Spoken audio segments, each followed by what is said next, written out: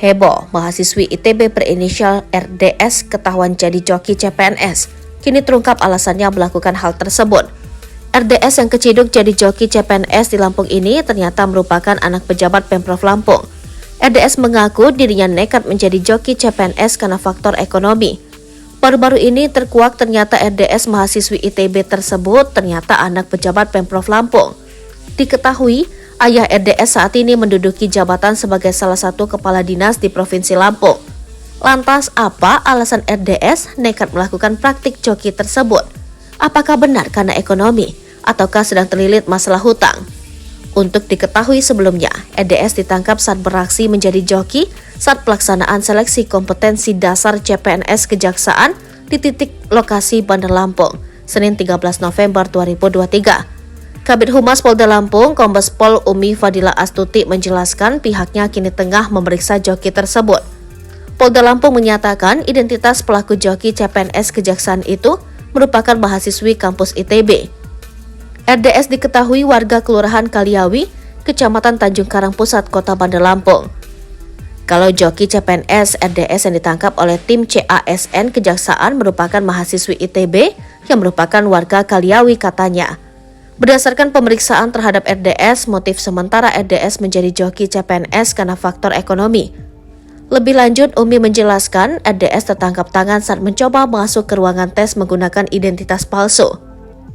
Pelaku ini masuk ke ruangan tes dengan menggunakan identitas palsu milik peserta asli yang sudah dimodifikasi katanya.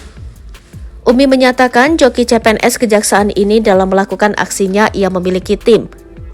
Jadi joki RDS ini punya tim.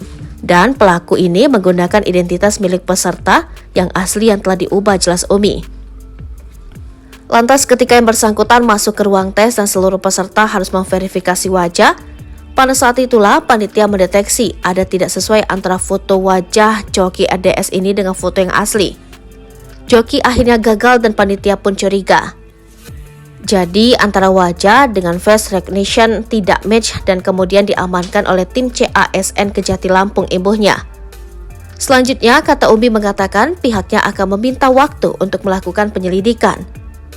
Akan kami tanyakan dulu kepada Pak Direskrimsus apakah mahasiswa ini menawarkan diri apa mendapatkan orderan dari peserta asli, ucapnya.